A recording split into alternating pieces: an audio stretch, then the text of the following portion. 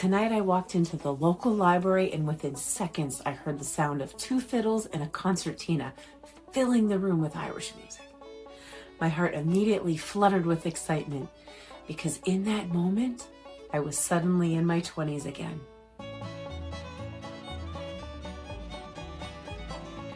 March is often associated with St. Patrick's Day celebrations, but it's also Irish American Heritage Month, a time to recognize the history, culture, and stories carried through Irish music and tradition. For generations, Irish immigrants carried their music with them across the ocean. Those songs preserved stories of home, hardship, resilience, and community. Tonight reminded me just how powerful that music still is. Have you ever heard a song that instantly took you back to a part of your life you had almost forgotten? Tonight, that happened to me.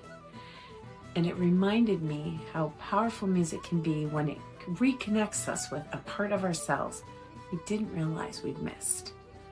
This evening, I went into town to the public library to listen to some Irish music. The library was hosting a group called Frozen Red, and I was excited to go because it had been a long time since I had heard Irish music played live. In my 20s, I was introduced to Irish music, and I immediately became obsessed with it. I spent many Friday evenings at the Irish pub in Amherst listening to the live Irish sessions and soaking up the energy of the music. As I drove to the library tonight, memories of those evenings began drifting back to me. As I entered the building and started to climb the stairs of the community room, I could already hear the music. My heart started fluttering with excitement. When I walked in, I quietly found a seat in the center of the room. There were 3 musicians performing. A man and a woman I would guess were probably in their 70s, and another woman who looked closer to my age. 2 fiddles and a concertina filled the room with sound. The music was already beautiful. As I looked around, I noticed most of the audience members were older than me, though there were a few parents that brought small children along. The second song began, and the man started singing while playing guitar, and he sang with a real Irish accent. He was adorable. Watching him felt like sitting beside a warm fire while your Irish grandfather told stories through song. My heart softened immediately.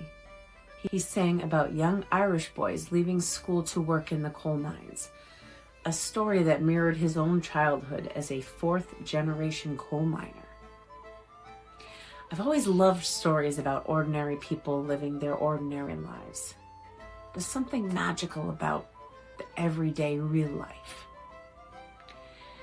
Between the songs, the musicians shared personal memories and bits of history that gave deeper meaning to the music. And that mattered. I loved that. As I sat there listening, something else began happening.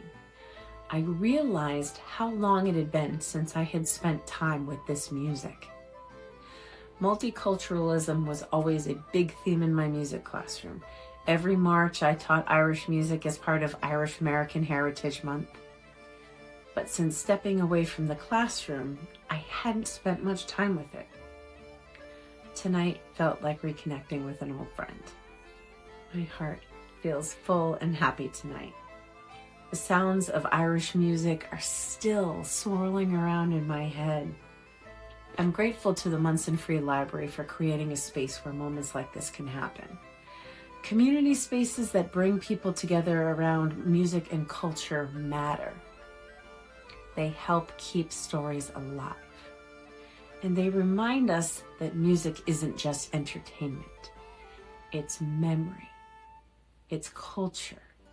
It's history. It's connection. I'm also grateful for the musicians who keep these traditions alive and thriving for the next generation. Is there a style of music that used to be part of your life that you haven't visited in a long time? What song might reconnect you with that memory? Because sometimes the music we return to is really a way of returning to ourselves. If you enjoy musical stories like this, subscribe to the channel. I have many more song stories to share, including the story of how a chance encounter with a local musician while Christmas caroling unexpectedly sparked my lifelong love of Irish music. That story is coming soon.